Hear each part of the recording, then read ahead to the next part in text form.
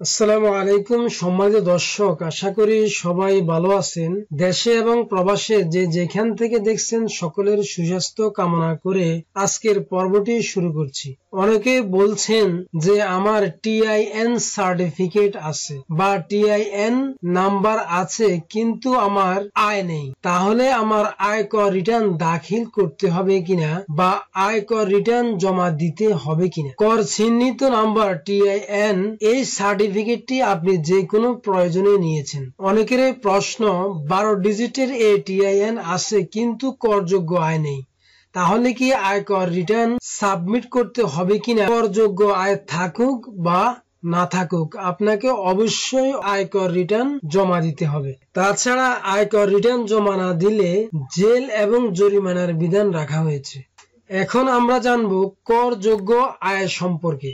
বাংলাদেশি কোন নাগরিকের বাড়ি ভাড়া, চিকিৎসা ভাতা ও যাতায়াত ভাতা বাদ দিয়ে বছরে 3,50,000 টাকার বেশি আয় হলেই তাকেই আয়কর দিতে হবে। এই নিয়ম মেনে যারা করের আওতায় পড়েন তাদের সবাইকে বার্ষিক আয়কর রিটার্ন অবশ্যই জমা দিতে হয় প্রতি বছরের 30শে নভেম্বরের মধ্যে। তার সঙ্গে হিসাব করে কর পরিশোধ করতে হয়। তবে রিটার্ন দাখিল আর কর পরিশোধ দুটোই এক নয়। কোনো ব্যক্তির আয় যদি কর সীমা অতিক্রম না করে তাহলে তাকে কোনো কর দিতে হয় না, শুধু রিটার্ন দাখিল করলেই হয়। আয় যদি কর সীমা অতিক্রম করে তাহলেই তাকে কর পরিশোধ করতে হবে।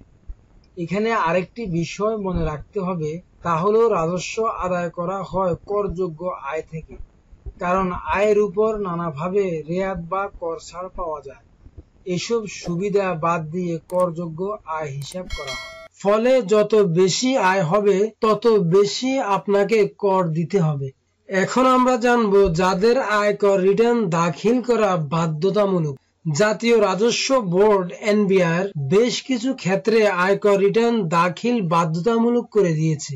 যারা রিটার্ন দাখিল করবে, কোনো কোম্পানির শেয়ার হোল্ডার, পরিচালক বা শেয়ার হোল্ডারের কর্মচারী হলে, কোনো ফার্মের অংশীদার হলে, সরকার অথবা সরকারের কোনো কর্তৃপক্ষ, কর্পোরেশন বা ইউনিটের কর্মচারী হিসেবে যদি 16,000 টাকা বা এর বেশি মূল বেতন পান, তাহলে তাকে অবশ্যই আয়কর রিটার্ন দাখিল করতে হবে। কোনো ব্যবসায় বা পেশায় নির্বাহী বা ব্যবস্থাপনা পদে বেতনভোগী কর্মী হলে, আয়কর অব্যাহতি পেলেও হ্রাসকৃত হারে করযোগ্য হলে, মোটর গাড়ির মালিক হলে জিপ বা মাইক্রোবাসকেও বুঝাবে। কোন সিটি কর্পোরেশন, পৌরসভা বা ইউনিয়ন পরিষদ থেকে ট্রেড লাইসেন্স নিয়ে কোনো ব্যবসা বা পেশা পরিচালনা করলে, মূল্য সংযোজন কর আইনের অধীন নিবন্ধিত কোনো ক্লাবের সদস্য পদ থাকলে, চিকিৎসক, দন্ত চিকিৎসক, আইনজীবী, chartered accountant, cost and management accountant, প্রকৌশলী, স্থপতি অথবা সার্ভেয়ার হিসেবে বা সমজাতীয় পেশাজীবী হিসেবে কোনো স্বীকৃত পেশাজীবী সংস্থার নিবন্ধিত হলে, আয়কর পেশাজীবী হিসেবে NBR এ নিবন্ধিত হলে, কোনো বণিক বা শিল্প বিষয়ক চেম্বার অথবা ব্যবসায়িক সংঘ বা সংস্থার সদস্য হলে, কোনো পৌরসভা বা সিটি কর্পোরেশনের কোনো পদে বা সংসদ পদে প্রার্থী হলে, কোনো সরকারি অথবা বেসরকারি স্বায়ত্তশাসিত সংস্থা বা কোনো স্থানীয় সরকারের কোনো টেন্ডারে অংশগ্রহণ করলে, কোনো কোম্পানির বা কোনো গ্রুপ অফ কোম্পানিজের পরিচালনা পর্ষদে থাকলে, মোটরযান, স্পেস বা স্থান, বাসস্থান অথবা অন্যান্য সম্পদের মাধ্যমে অংশগ্রহণমূলক অর্থনৈতিক কাজে যুক্ত থাকলে, লাইসেন্সধারী অস্ত্রের মালিক হলে তাদেরকে অবশ্যই আয়কর রিটার্ন দাখিল করতে হবে। এবার আমরা জানবো আয়কর রিটার্ন দাখিলের সময় ও জরিমানা সম্পর্কে।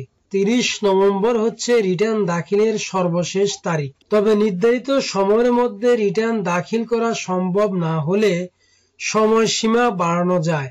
এজন্য নির্ধারিত ফর্মে উপযুক্ত কারণ উল্লেখ করে উপকর কমিশনারের কাছে আবেদন করতে হয়।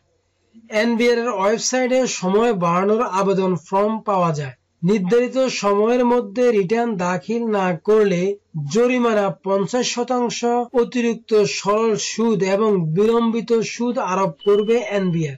আর সময় বাড়ানোর অনুমোদন থাকলে কেবল জরিমানা দিতে হবে না, কিন্তু অতিরিক্ত সরল সুদ ও বিলম্ব সুদ অবশ্যই দিতে হবে।